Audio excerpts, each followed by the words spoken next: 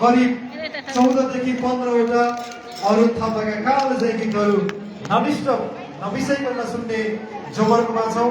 हाम्रा कलाकार साथीहरूले हप्ता 10 दिनदेखि त्यसको तयारी गरिरहनु भएको छ। त्यो गीतको प्रस्तुति यहाँ रहनेछ।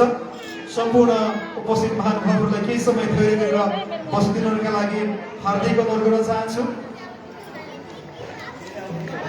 नेपालको साङ्गीतिक इतिहासको एउटा मूर्धन्य स्रष्टा अरुण थापा मगरको देहावसान भएको आज 27 वर्ष पुगेको छ। त्यही सन्दर्भमा हामीले अरुण थापा मगरप्रति श्रद्धासुमन अर्पण गर्दै उहाँका योगदानहरूको स्मरण गर्दै उहाँले गाउनुभएका गीतहरू गुनगुनाउँदै उहाँलाई सम्झने स्मरण गर्ने कार्यक्रममा अगाडि बढिरहेका छौँ।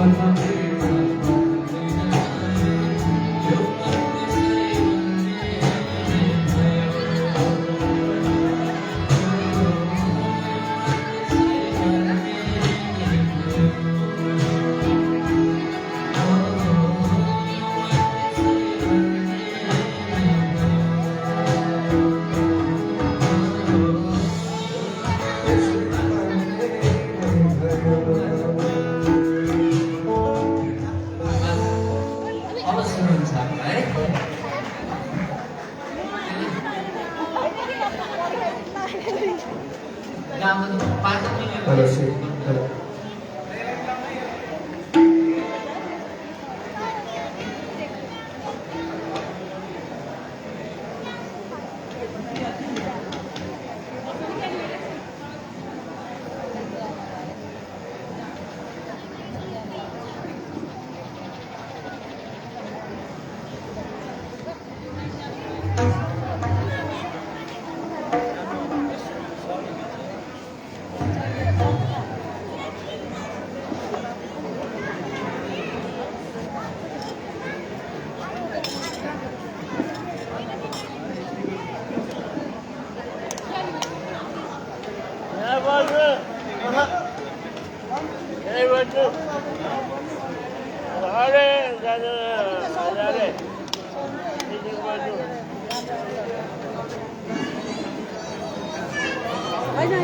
यहाँ बस्ने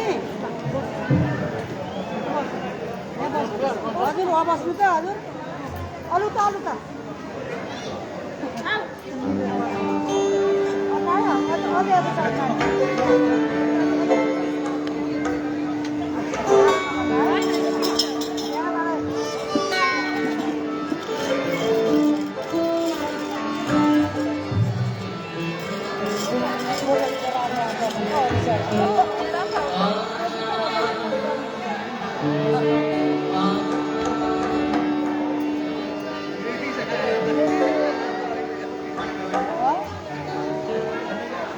हेलो चेक हेलो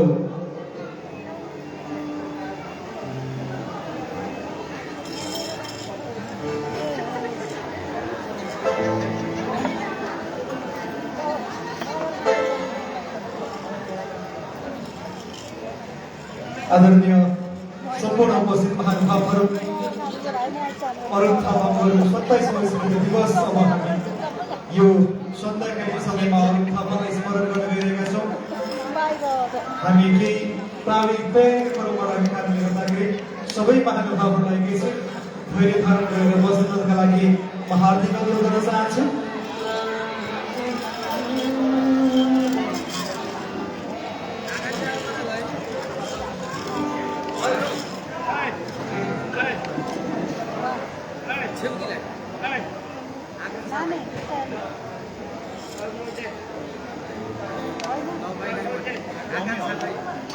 हामी 27औं अरुण स्मृति साँझ मौलिक सांस्कृतिक कार्यक्रम 2083 को अन्तिम सत्रमा प्रवेश गरेका छौँ। तेस्रो चरणमा प्रवेश गरेका छौँ। यो तेस्रो चरणको सांगीतिक कार्यक्रममा यहाँ उपस्थित भएका सम्पूर्ण महानुभावहरूलाई फेरि एकपटक हार्दिक स्वागत गर्दै अब हामी यो तेस्रो चरण कार्यक्रम प्रारम्भ गर्न गइरहेका छौँ। कार्यक्रम प्रारम्भ गर्न अगाडि म हाम्रो वाद्यवादकमा रहनुभएका साथीहरू सँगै कलाकार साथीहरूको परिचय गराउन गइरहेको छु। कृपया कलाकार साथीहरू पनि आफ्नो नाम आउँदा अगाडि आएर आफ्नो परिचय दिनुका लागि अनुरोध गर्न चाहन्छु। हाम्रो यो अरुण स्मृति साँझका लागि हप्ता 10 दिन अगाडिदेखि कलाकार साथीहरूले तयारी गरिरहनु भएको छ। यो अरुण स्मृति साँझको यो स्मृति साँझलाई यहाँको अगाडि प्रस्तुत गर्नका लागि महत्त्वपूर्ण भूमिका निर्वाह गर्नुहुने सबै कलाकार साथीहरूको म नाम उच्चारण गर्न गइरहेको छु। कृपया साथीहरूले आफ्नो परिचय उठेर दिदिनुका लागि अनुरोध गर्न चाहन्छु। हामीसँग हुनुहुन्छ सूर्य खदानेज्यू, हार्मोनियममा हुनुहुन्छ र उहाँ घरत्रम गाउँपालिका 2 मार्फा मुस्ताङका हुनुहुन्छ। उहाँले सुर साधना सङ्गीत पाठशाला बागलुङमा सङ्गीत प्रशिक्षकको रूपमा काम गर्नुहुन्छ। त्यसै गरी होली स्कुल एप्रोच ट्रेनर र उहाँले ह्यान्डराइटिङ पनि सिकाउने गर्नुहुन्छ बालबालिकालाई। तपाईँको बालबालिकाको ह्यान्डराइटिङ सुधार्नु पर्नेछ, राम्रा अक्षरहरू लेखाउनु पर्नेछ भने उहाँले त्यसमा सहयोग गर्न सक्नुहुनेछ। त्यसै गरी तबला वादक र गायकको रूपमा हामीसँग अर्का कलाकार हुनुहुन्छ बागलुङ नगरपालिका 3 गुठीका मन्जुल साकेज्यू। उहाँ तबला वादक, फोटो पत्रकार सङ्घ बागलुङको अध्यक्ष, नेपाल पत्रकार महासङ्घ गण्डकी प्रदेशको कार्य समिति सदस्य पनि हुनुहुन्छ। उहाँ पत्रकारिता गर्नुहुन्छ। त्यसै गरी हामीसँग वाद्यवादकको रूपमा अर्का मित्र हुनुहुन्छ गिटार वादक बागलुङ नगरपालिका 1 रामरेखाका अभय छन्त्यालजी हुनुहुन्छ। उहाँलाई पनि परिचयका लागि अनुरोध गर्न चाहन्छु। त्यसै गरी अर्का वाद्यवादक मित्र हुनुहुन्छ हामीसँग मादल वादक गौतम नाइसा मगरज्यू ताराखोला गाउँपालिका भास्करले हुनुहुन्छ उहाँलाई पनि म परिचयका लागि अनुरोध गर्न चाहन्छु।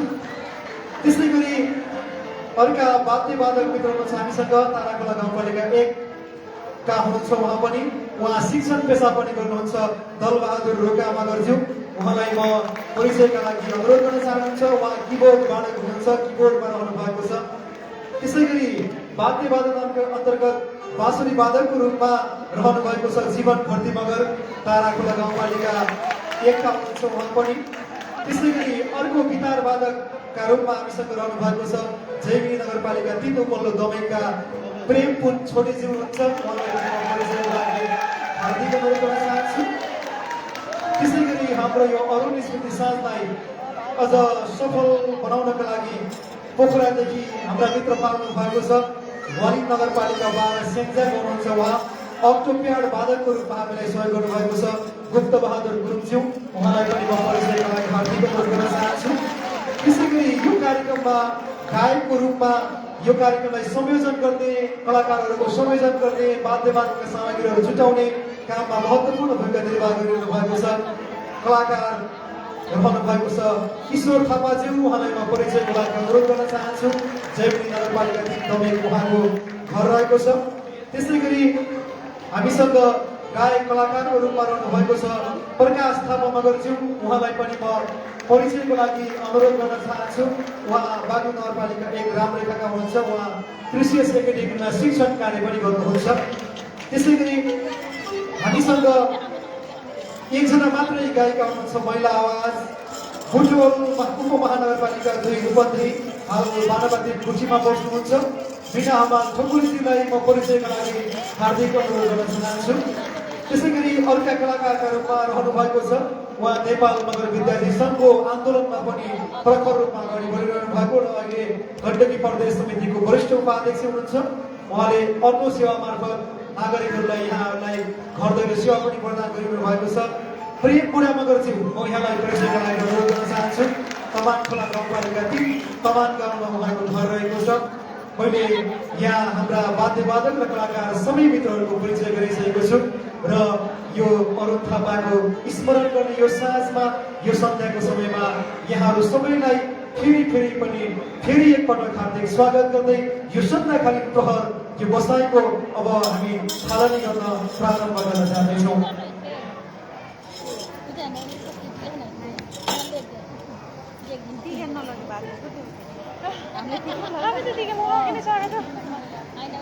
दुई 2056 साल साउन महिनाको 5 गते आजैको दिन नेपाली गीत सङ्गीत क्षेत्रले एउटा मूर्धन्य कलाकार गुमाउन पुग्यो।